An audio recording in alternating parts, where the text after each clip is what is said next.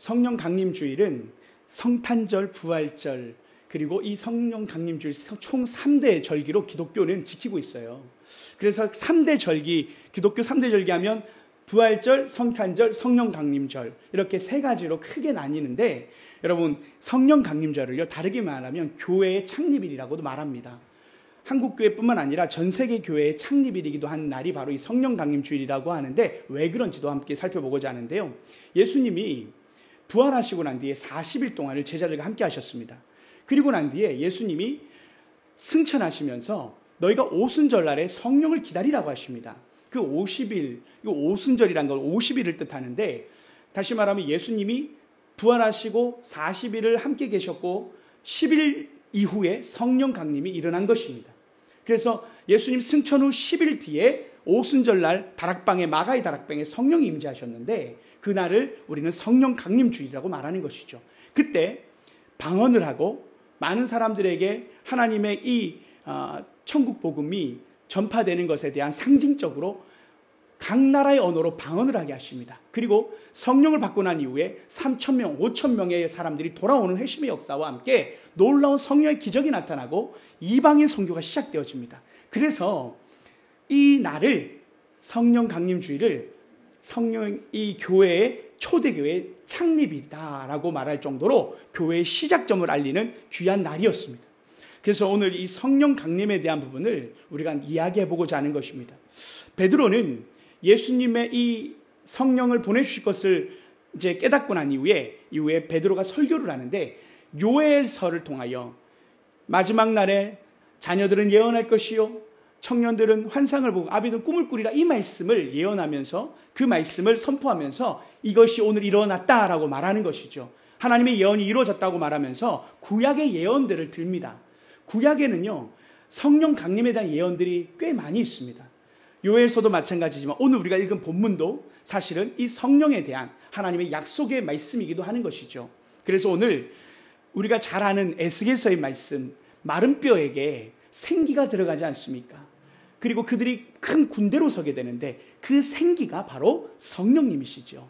성령님이 함께 하시면 마른 뼈가 군대가 될 수 있다는 것을 말씀하시는 본문입니다. 해서 오늘 우리에게 성령을 주실 때 하나님의 회복과 기적이 나타나는 복된 시간이 되기를 우리도 꿈꾸고 소망하는 마음으로 오늘 말씀을 나누고자 하는 것입니다.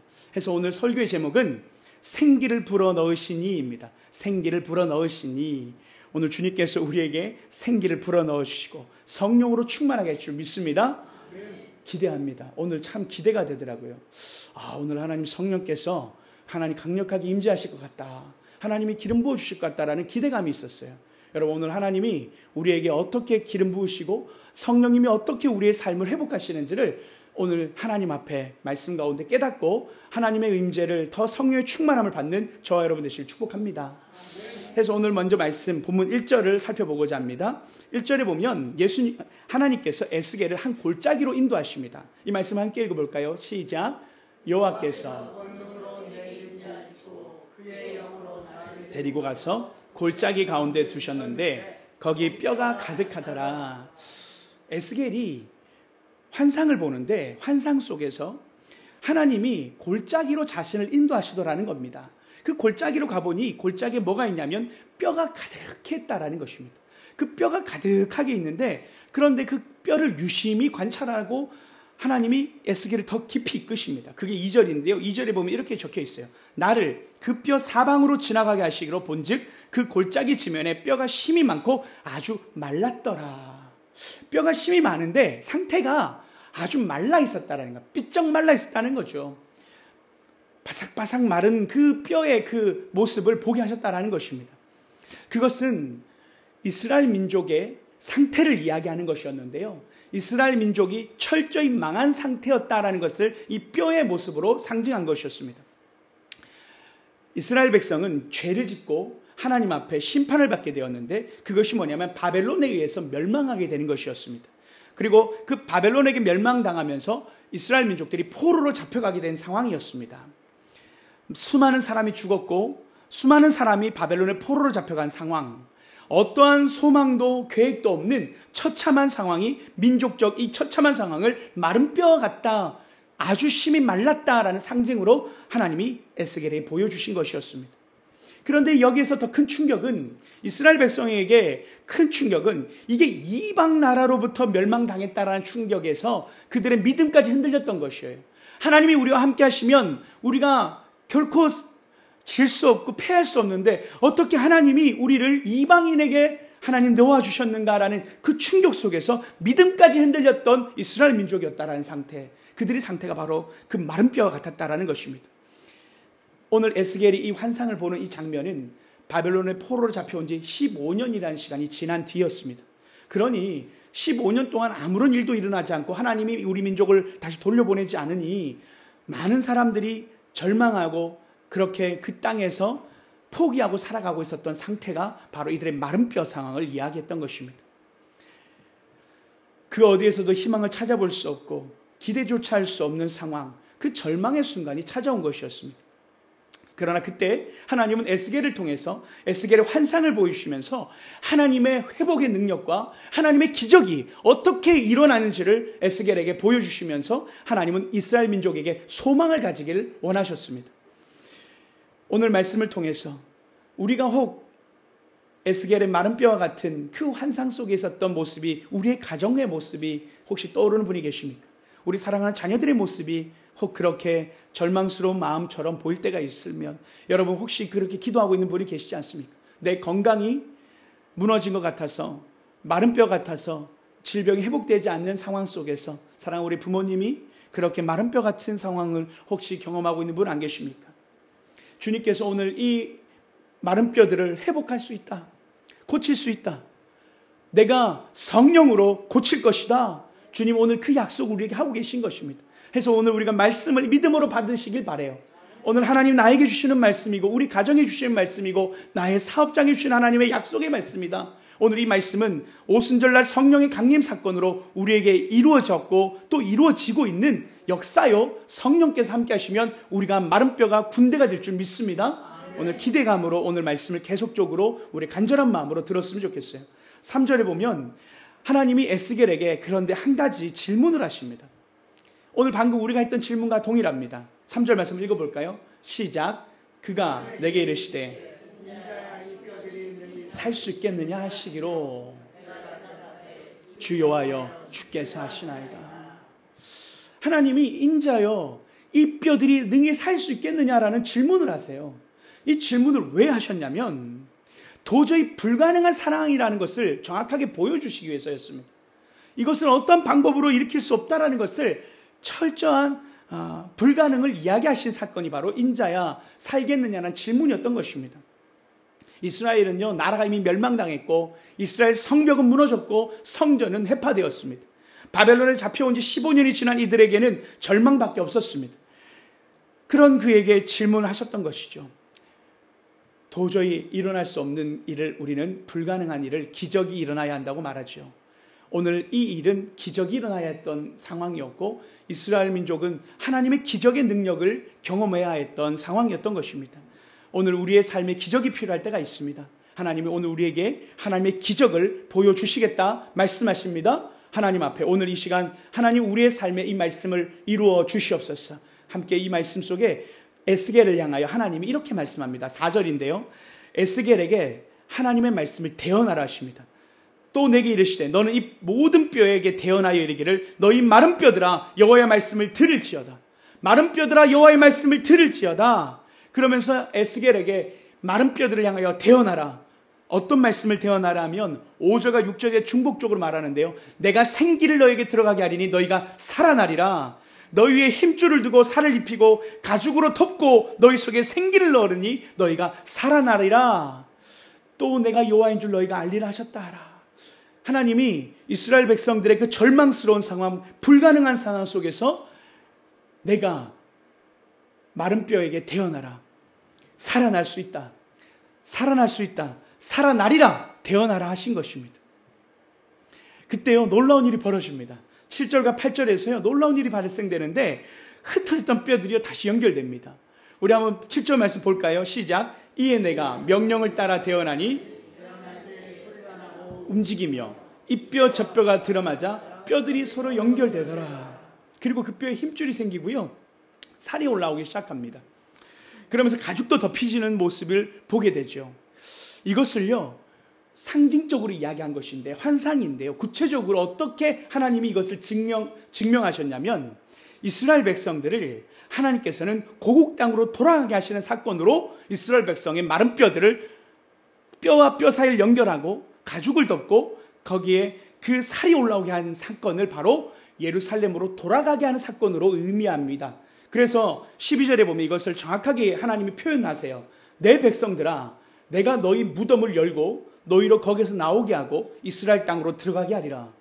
다시 말하면 마른 뼈들은 무덤 가운데 있었다는 것을 의미하고, 그 무덤에서 마른 뼈들이 연결되어지고 그 무덤을 열고 나오게 되는 이 부활의 다시 한번 생명으로 나오게 되는 역사가 가나안 땅으로 회복되어져 나아가는 사건으로, 바벨론에서 포로로 잡혔던 그들이 다시 유대 예루살렘으로 돌아가게 될 것이라는 것을 예언하시는 장면입니다. 너희가 무덤 문을 열고 이스라엘 땅으로 돌아가게 되리라. 포기되었던 그 순간 그들은 절망했던 상황 속에서 하나님이 약속을 하시는 거죠. 너희가 다시, 마른 뼈가 다시 살아나리라. 다시 너희 민족이 회복될 것이다. 너희 민족이 다시 자유를 만끽하게 될 것이다 해서, 여러분 알죠? 고레스 왕으로 인해서 이스라엘 민족이 70년 만에 바벨론 포로에서 돌아가게 됩니다. 그러면서 이스라엘 민족이 정치적인 독립을 맞이하게 됩니다. 그것이 오늘 이 마른 뼈에 대한 대언했던 에스겔의 대언의 예언의 성취가 바로 그렇게 민족의 독립으로 바벨론에서 포로됐던 그들이 다시 돌아가게 되는 사건으로 하나님이 약속을 이루십니다. 불가능한 상황을 기적으로 바꾸시는 하나님, 그분이 바로 우리 하나님이시다라는 것을 오늘 말씀 가운데 드러나시는 것이죠. 하나님이요, 말씀하면요 회복이 됩니다.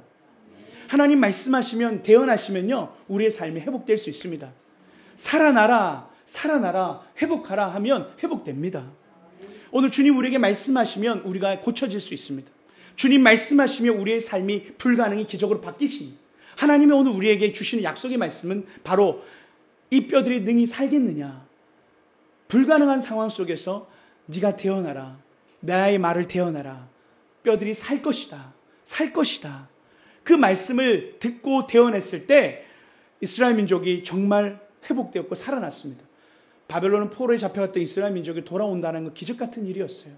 그들은 작은 민족이었기 때문에 흩어져도 흩어질 수 있는 민족이었는데, 그들이 다시 예루살렘을 돌아왔다는 사건은 놀라운 기적이었다는 것이죠. 여러분, 오늘 우리의 삶에도 비록 우리가 생각할 때는 기적이 일어나야 된다, 불가능하다고 생각하는 상황 속에 하나님이 된다고 하면 되는 것입니다. 하나님이 내가 가능하다면 가능하다라는 것입니다. 주님이 오늘 우리에게 회복될지어다, 살아날지어다, 건강할지어다, 경제는 자유할지어다, 우리의 자녀들은 하나님의 선하신 뜻 안에서 진로를 찾을지어다, 배우자를 만날지어다, 하나님이 우리의 삶에 가장 선한 것들로 기적으로 채워줄 줄 믿습니다. 하나님 말씀하시면 불가능은 기적으로 바뀌게 될 줄 믿습니다. 그것이 오늘 에스겔서의 하나님의 약속이었고, 우리 하나님이 누구신지를 정확하게 드러내신 사건이 바로 이 마른 뼈 사건입니다. 그런데요, 이 마른 뼈, 이 가죽이 덮여졌는데 한 가지가 부족해 보입니다. 한 가지가 부족하다고 얘기하십니다. 그것이 오늘 8절 말씀인데요. 8절 말씀을 함께 보겠습니다. 시작. 내가 또 보니 그 위에 가죽이 덮이나 그 속에 생기는 없더라. 8절에 보는데 생기가 없었다라는 것입니다. 바벨론에서 나와 돌아갔는데, 민족이 정치적으로 독립을 했는데, 근데 그것으로 끝나면 안 된다라는 것입니다. 우리의 가정의 경제가 회복되는 것을 끝내면 안 된다라는 것입니다. 우리의 삶의 건강이 회복되는 것을 끝내면 안 된다라는 것입니다. 내 사랑하는 자녀들의 진로가 회복되어지고 길이 열리는 것을 끝내면 안 된다라는 것입니다. 한 가지가 부족하다라는 것입니다. 그것이 바로 생기가 없다라는 것이었습니다. 그 생기가 오늘 하나님께서 우리에게 주시는 이 약속의 말씀 속에 가장 중요한 핵심 메시지가 되겠습니다. 그래서 하나님이 에스겔에게 다시 태어나라, 9절에 다시 태어나라고 하십니다. 그래서 9절 말씀에 이렇습니다. 또 내게 이르시되 인자야 너는 생기를 향하여 태어나라. 생기에게 태어나 이르기를 주 여호와께서 이같이 말씀하시기를 생기야 사방에서부터 와서 이 죽임을 당한 자에게 불어서 살아나게 하라 하셨다 하라. 생기를 향하여 이번엔 태어나라는 것입니다. 마른 뼈들에 일어나라고 했던 것처럼 생기를 향하여 태어나서 생기야 들어가라고 얘기한 것입니다. 사방으로부터 생기가 들어온 것입니다. 이 생기가 이 마른 뼈들에게 들어가자 다시 살아나는 이 장면은 우리가 어디서 많이 본 장면 아닙니까? 하나님이 아담과 하와를 창조하고 난 뒤에 진흙으로 사람을 만드시고 난 뒤에 창세기 2장 7절에 이렇게 나와 있어요. 여호와 하나님이 흙으로 사람을 지으시고 생기를 그 코에 불어넣으시니 사람이 생명이 된지라. 이 생명이 생명의 영이신 이 성령이 있어야, 생기가 있어야 진정한 생명을 얻을 수 있다는 것을 이야기하는 말씀이 바로 이 창세기 말씀이죠. 그러면서 이 에스겔 37장에 보면 이 생기라는 단어가 10번 이상 등장합니다. 생기. 얼마나 중요한 게 생기냐는 거죠. 그 생기를요, 히브리어로 루하우라고 합니다. 루하우. 이것은 바로 신약 성경에 성령을 뜻하는 단어로 사용되어지는데요. 바로 생기는 성령인 것입니다. 성령님이 있어야 한다는 것을, 이 마른 뼈들에게 진정한 회복은 성령이 있어야 한다는 것을 이야기한 것입니다. 그래서요, 이 바벨론의 포로로 돌아갔던 이스라엘 백성들에게 그 마른 뼈에 생기가 들어가니까 어떤 현상이 일어났냐면요, 타락했던 이스라엘 백성들, 하나님을 떠났던 이스라엘 백성들, 종교적으로 하나님을 팔았던 그들에게 다시 영적인 각성 운동이 일어나기 시작합니다. 성전을 재건하고요, 성벽을 재건하고요, 그러면서 자신들의 신앙을 다시 회복하게 됩니다. 이방 여인과 결혼했던 그들은 다 이방 여자를 다시 돌려보냅니다. 그러면서 영적인 순결함을 이루면서 하나님을 향한 예배자들로 서게 됩니다. 다시 말하면 성령은, 생기가 들어간다는 것은 우리가 진정한 예배자가 되는 것, 정치적인 독립만이 이스라엘 백성이 회복하는 것이 아니라 그 민족이 하나님을 예배하는 백성이 되는 것이 바로 성령인 생기가 들어갔을 때의 결과의 모습이라는 것이죠. 하나님은 거기까지 가야 한다고 말씀하시는 것입니다. 우리의 삶이 경제적인 회복에서 끝나는 것이 아니라 하나님을 예배하는 자리, 성령과 함께하는 자리로 나가야 한다는 것입니다. 오순절에 임하셨던 성령님은, 그분은 우리에게, 하나님은 약속하셨죠. 성령이 오시면, 사마리아 여인에게 예수님이 이렇게 말씀하셨습니다. 지금은 너희가 예루살렘이나 사마리아 어디에서 예배할 것인가 묻지만 성령님이 오시면 예배할 때가 오나니 곧 이때라. 아버지께 예배하는 자는 영과 진리로 예배할지니라. 장소의 문제가 아니라 어디서든 하나님을 예배할 수 있게 된다는 것이죠. 하나님의 성령이 임하면 우리가 하나님을 만날 수 있게 된다는 것이고, 그가 바로 생명, 살아있는 영이 되고 하나님이 우리에게 먼저 디자인하셨던 진정한 인간의 모습으로 하나님은 온전히 우리를 회복하고자 하셨다는 것을 성령님을 통하여 온전히 회복하고자 하셨다는 것이죠. 오순절날 성령이 임하셔서 하나님을 예배하는 백성으로, 그래서 우리는 만인 제사장을 믿지 않습니까? 우리 모두가 예배할 수 있습니다. 우리 모두가 사제가 있는 것이 아니라 하나님 앞에 누구든 기도하러 나갈 수 있고, 하나님께 예배하면, 기도하면 하나님을 만날 수 있고, 예수 그리스도의 보혈의 그 피로 휘장이 찢어짐으로 우리는 모두가 하나님 앞에 나가는 대제사장으로서, 제사장으로서 하나님을 예배할 수 있는 백성이 되었습니다. 성령 시대가 바로 열린 것입니다. 우리는 어디에서나 하나님을 예배하는 예배의 백성이 되었다는 것이죠. 하나님 앞에 오늘 우리가 하나님 앞에 마지막으로 기도할 것이 바로 이것입니다. 하나님, 우리의 마른 뼈를 회복시키시는 하나님, 우리에게 생기를 불어넣어 주시옵소서. 식어졌던 우리의 첫사랑, 우리의 하나님을 향한 예배의 열정 다시 회복하게 하여 주시옵소서. 거기까지 가야 진짜 회복한 것입니다. 거기까지 가야 하나님이 하나님의 군대로 사용하시는 것입니다. 오늘 하나님이 그렇게 이 이스라엘 백성을 향한 진정한 회복으로 오늘 성령의 기름 부음까지 우리에게 도전하고 계신 것이죠. 여러분, 조혜련 씨 잘 아시죠? 조혜련 씨가요, 요즘 간증을 많이 하고 다녀요. 한소망교회도 감사 특밤에 한번 조혜련 씨가 온 적이 있습니다.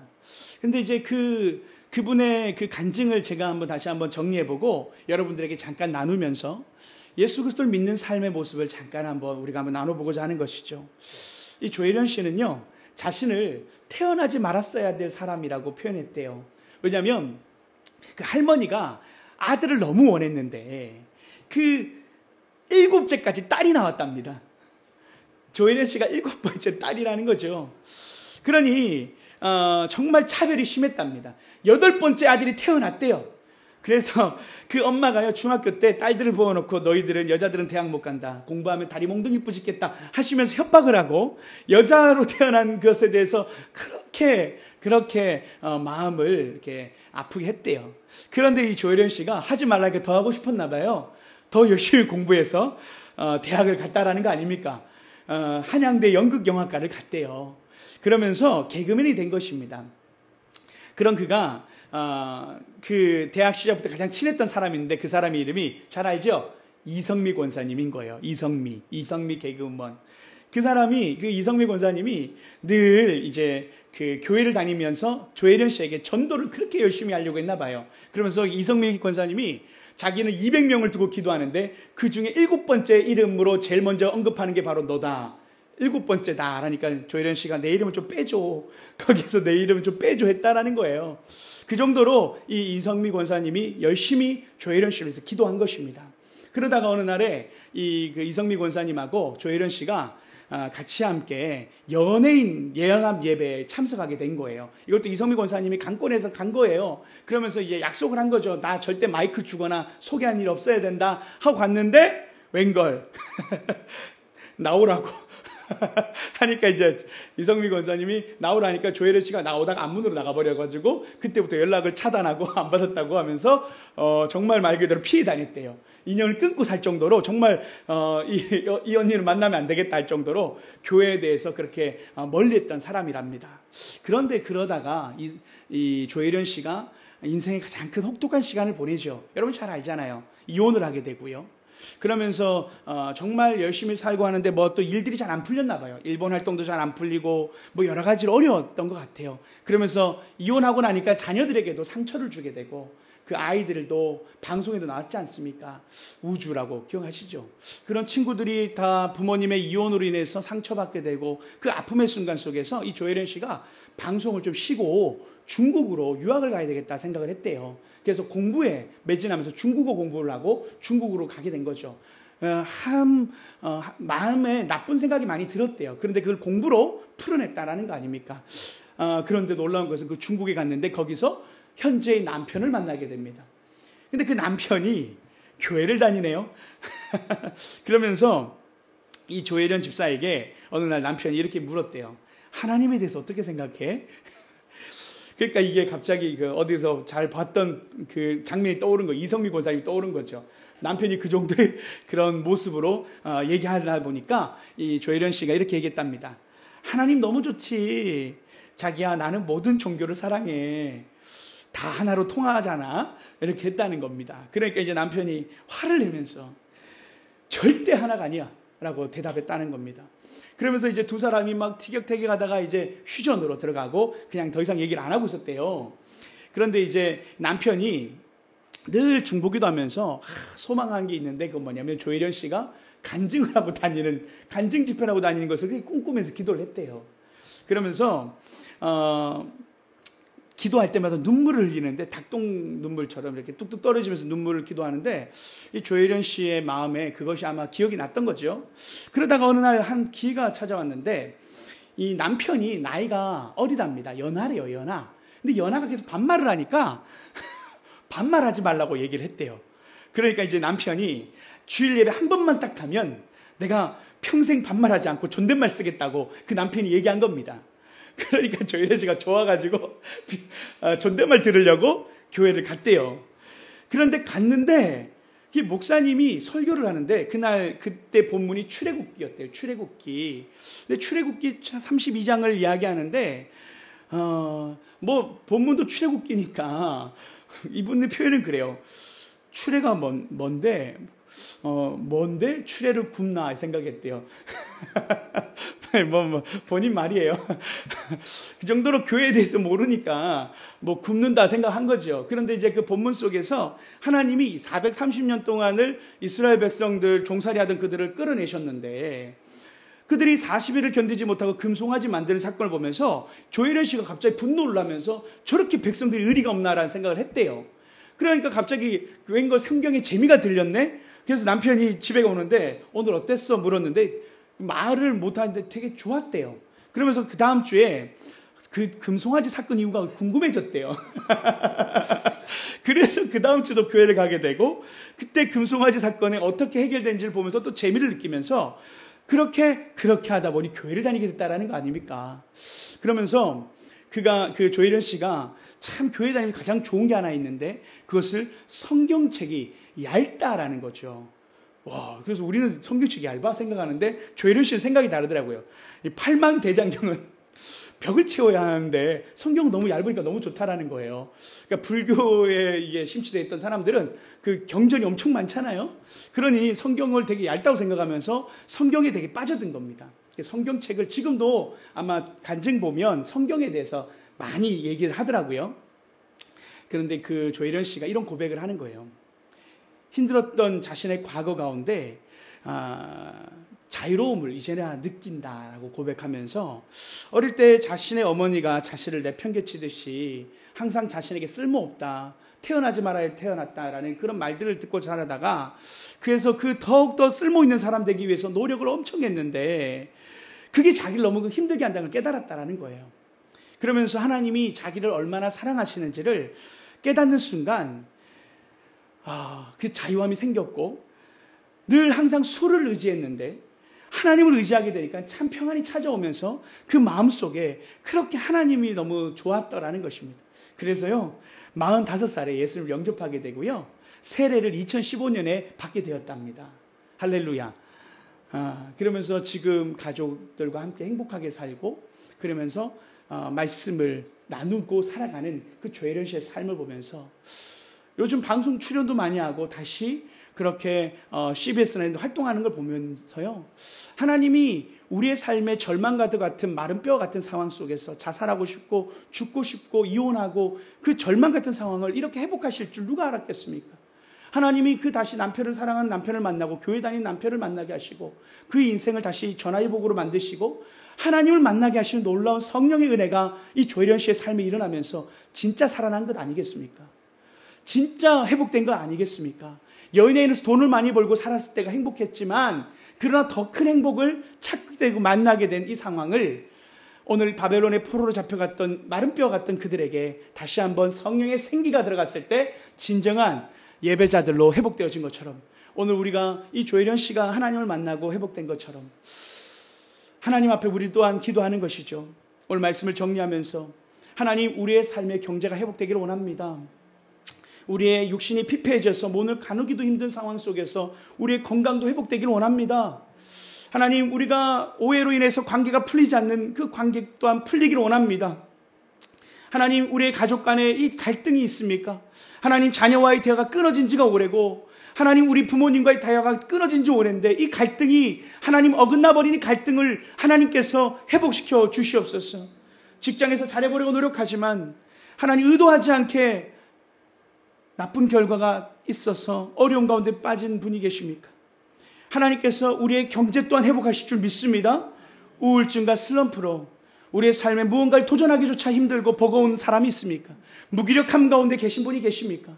하나님 안에서 성령 안에서 기쁨과 희락으로 다시 충만해 주시기를 축복합니다. 주님께서 오늘 우리에게 회복할 수 있다. 주님 말씀하시면 회복할 수 있다. 다시 오늘 우리가 주님 앞에 하나님 말씀하여 주옵소서. 주님 말씀하시면 하나님 한 말씀하시면 우리의 삶의 불가능은 가능으로 바뀔 줄 믿습니다.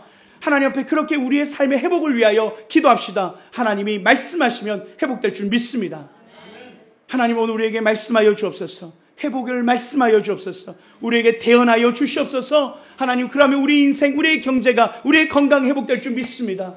오늘 그것이 첫 번째 우리에게 주시는 말씀이요. 다시 한번 하나님 그것이 끝나는 것이 아니라 하나님을 떠났던 나의 삶, 하나님을 멀리했던 나의 삶 속에 다시 하나님을 향한 첫사랑으로 회복되어지고 하나님을 향한 예배자로 생기가 내 인생에, 성령이 내 인생에 충만히 임재하게 하여 주시옵소서. 하나님을 향한 예배자로 서기를 원합니다. 하나님 주의 성령으로 충만하여 주의 사명자로 살아가기를 원합니다. 우리에게 생기를 불어넣어 주시옵소서. 성령이여 오시옵소서. 오늘 이 시간 주님의 성령을 초대하며 하나님 앞에 하나님이 기뻐하시는 참된 예배자들로 참된 하나님 생명을 가진 생명으로 우리가 다시 거듭나어지는 복된 시간 되기를 축복합니다. 함께 기도하겠습니다.